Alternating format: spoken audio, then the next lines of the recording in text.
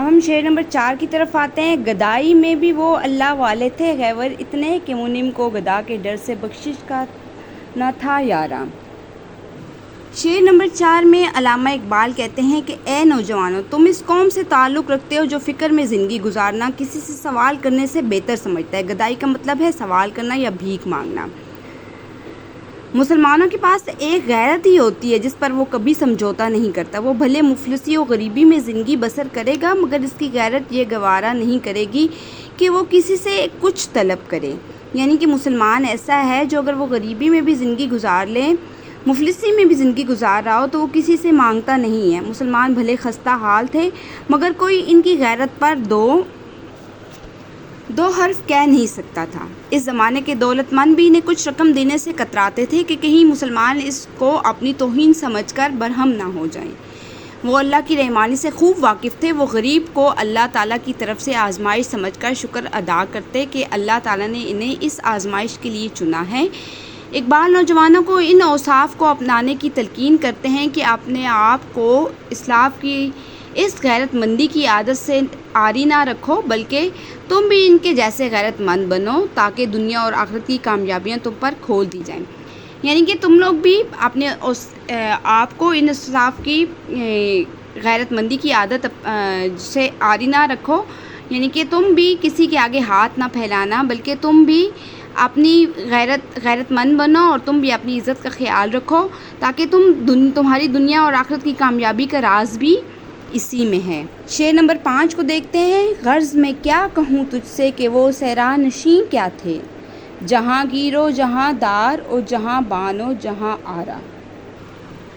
شاعر یہاں صحرا کی صورت میں اپنے عشق کو بیان کر رہے ہیں۔ وہ کہہ رہے ہیں کہ کس طرح وہ جگہ جہاں وہ محبت کرتے ہیں اس میں ان کے لیے کچھ خاص باتیں ہیں۔ وہ جگہ جہاں ان کا عشق گرفتار ہو جاتا ہے، جہاں ان کے احساسات اور خوابوں کی دنیا ہے۔ جہاں گیر کا مطلب کیا ہے؟ وہ جگہ جہاں ان کا عشق گرفتار ہو جاتا ہے، جہاں ان کے احساسات اور خوابوں کی دنیا ہے۔ جہاں دار سے مراد ہے جہاں کے مالک، یعنی جہاں وہ جگہ پائی جاتی ہے جہاں وہ محبت کے احساس کو بے نقاب کرتے ہیں۔ اور جہاں باں سے مراد ہے جہاں کے باندھنے والے، جہاں وہ عشق و محبت کو باندھتے ہیں۔ جہاں آرا، جہاں جو دکھاتے ہیں، جہاں وہ اپنے عشق کو ظاہر کرتے ہیں، اس کے معنی ہے جہاں آرا۔ یہ شعر انتہائی سادہ زبان میں لکھا گیا ہے۔ اس میں محبت کے گہرے احساسات اور ان کے آس پاس کی دنیا کا ظاہر کرنے کی کوشش کی گئی ہے، اور شاعر جو ہیں وہ بالکل سادہ الفاظ میں کہتے ہیں کہ وہ جگہ جہاں کوئی صحرا کی صورت میں اپنے عشق کو بیان کر رہے ہیں کہ وہ جگہ جہاں وہ محبت کرتے ہیں اس میں کچھ خاص باتیں بھی پائی جاتی ہیں۔ شعر نمبر 6 دیکھتے ہیں۔ اگر چاہوں تو نقشہ کھینچ کر الفاظ میں رکھ دوں، مگر تیرے تخیل سے فزوں تر ہے وہ نظارہ۔ علامہ اقبال کہتے ہیں کہ ملت پستی کے اندھیروں میں کہیں ڈوب گئی ہے۔ اس ملت کو اب نوجوانوں کے مضبوط سہارے کی ضرورت ہے۔ وہ نوجوانوں کو اپنے اسلاف کی یاد دلا کر ولولہ انگیز کرنا چاہتے ہیں کہ ان میں وہ بھی اوصاف پیدا ہوں جن سے کروع اولیٰ کے مسلمانوں نے دنیا میں نام پیدا کیا۔ یعنی کہ اگر مسلمان جو ہے، یہ قوم جو ہے وہ غفلت میں کہیں غفلت میں ڈوب کر رہ گئی ہے تو ان کی بیداری ضروری ہے۔ ان کو اپنے پرانے اوصاف کو یاد کرنا چاہیے جس میں مسلمانوں نے دنیا میں نام پیدا کیا تھا۔ وہ امت محمد صلی اللہ علیہ وسلم کو پھر سے عروج دینے کے لیے مسلمان نوجوانوں کو وہ اسباق بتاتے ہیں، وہ امت جس میں محمد صلی اللہ علیہ وسلم پھر سے عروج دینے کے لیے مسلمان نوجوانوں کو وہ اسباق بتاتے ہیں جن سے پہلے مسلمانوں نے دنیا کی حکمرانی سے اپنے ہاتھ میں لے لی تھی۔ یعنی کہ محمد صلی اللہ علیہ وسلم کی وہ امت جنہوں نے اپنے عروج حاصل کرنے کے لیے مسلمانوں نے دنیا کی حکمرانی اپنے ہاتھ میں لے لی تھی۔ آج کا نوجوان مغرب سے بہت متاثر ہو گیا، یعنی کہ ہم اہل مغرب کو ان کو فالو کر رہے ہیں آج کل ہم۔ تو علامہ اقبال کا بیسیکلی یہ کہنے کا مقصد ہے کہ ہمیں مغرب والوں سے متاثر نہیں ہونا چاہیے، اس لیے اس میں جہاد کا تصور ختم ہوتا جا رہا ہے، یعنی کہ مغرب سے متاثر ہو گئے ہیں اور ہمیں جہاد کا تصور ختم ہوتا جا رہا ہے۔ وہ مادیت اور دنیا پرستی میں مشغول ہو گئے ہیں۔ ہم اہل مغرب کو دیکھ کر دنیا پرستی میں مشغول ہو گئے ہیں، جس پر اقبال سخت نالاں ہو کر انہیں اسلاف کی غیرت و حریت کی داستان سناتے ہوئے جگاتے ہیں۔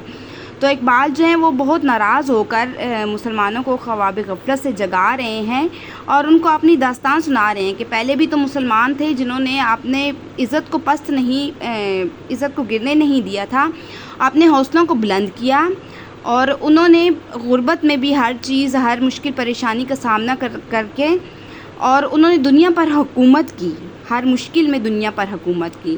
تو اب یہ قوم جو ہے وہ خواب غفلت میں ڈوب چکی ہے، تو انہیں جاگنا ہے۔ ان کو جگاتے ہوئے ان کو پچھلے اوصاف مسلمانوں کے یاد دلا رہے ہیں، تو وہ محمد صلی اللہ علیہ وسلم کی امت کو پھر سے عروج دینے کے لیے اسباق بتا رہے ہیں۔ شعر نمبر 7 دیکھتے ہیں۔ تجھے عباس سے اپنے کوئی نسبت ہو نہیں سکتی، کہ تو گفتار وہ کردار، تو ثابت وہ سیارہ۔ اقبال کہتے ہیں کہ آج کے مسلمانوں میں اسلام کی وہ لگن ہی نہیں۔ نوجوان ان مغرب کے طور طریقوں، تہذیب و تمدن سے متاثر ہو کر اقدار کھو بیٹھا ہے۔ آج کل کے مسلمانوں میں غلامی پائی جاتی ہے، وہ انگریزوں اور سامراج کی جی حضوری میں لگے ہوئے ہیں، حالانکہ مسلمانوں کو یہ شیوا نہیں ہے۔ اسلام کے اوائل میں بھی مسلمانوں کو یہ خدشات لاحق تھے کہ دنیا کے مضبوط ترین قوموں میں اسلام کیسے ابھرے گا۔ اس وقت مسلمانوں غیرت و حریت سے دنیا میں اپنا نام و مقام پیدا کیا۔ مسلمانوں نے اطاعت رسول صلی اللہ علیہ وسلم اور راضی بارضا اللہ ہو کر صبر اور شکر میں زندگی گزاری۔ انہیں دنیا اور آخرت کی کامیابیاں بھی ملی۔ مسلمانوں نے فکر و فاقہ بھی کیا، مگر انہوں نے کسی سے بھیک نہیں مانگی، جس وجہ سے اللہ تعالیٰ نے ان پر دنیا کے خزانے کھول دیے، مگر ان میں کوئی تبدیلی نہیں آئی۔ وہ پھر بھی سادگی پسند تھے، یعنی کہ وہ جو غیرت مند مسلمان تھے، انہوں نے ہر مشکل میں مسلمانوں نے اللہ اور اس کے رسول کی اطاعت کی اور انہیں کامیابیاں بھی ملی۔ پھر ان کی ان کامیابیوں کی وجہ اللہ تعالیٰ نے ان کو دنیا کے خزانے کھول دیے، مگر پھر بھی ان میں کوئی تبدیلی نہیں آئی، وہ مغرور نہیں ہوئے، وہ سادگی پسند ہی تھے، عام لباس زیب تن کرتے تھے، تھوڑا کھاتے تھے، باقی سب اللہ کی راہ میں دے دیتے تھے۔ وہ یہ کہہ رہے ہیں کہ یہ مسلمان جو ہے مغرب والوں سے متاثر ہو گئے ہیں، ان کا تہذیب و تمدن اور رہن سہن اپنا لیا اور غلامی کی زندگی اپنا رہے ہیں، حالانکہ پہلے بھی تو مسلمان تھے جن کے پاس اتنا کچھ نہیں تھا، پھر بھی صبر و شکر کی زندگی گزار رہے تھے۔ مگر آج کا نوجوان مسلمان دنیا کے مال و زر میں کھو گیا ہے، اس کے کردار و گفتار میں اسلاف کی ذرا بھی جھلک نظر نہیں آتی۔ مسلمان اب سستی کا شکار ہو گئے ہیں، جو کہ مسلمان امت کے لیے پستی اور زوال کا سبب ہے۔ یعنی کہ جو آج کل کے مسلمان ہیں وہ مغرب سے متاثر ہو کر رہ گئے ہیں، ان میں دنیا کے مال و زر میں کھو گئے ہیں، ان میں اسلاف کی ذرا بھی جھلک نظر نہیں آتی، وہ سستی کا شکار ہو گئے ہیں اور پستی اور زوال کا سبب، اس کی وجہ سے وہ پستی اور زوال کا سبب بن گئے ہیں۔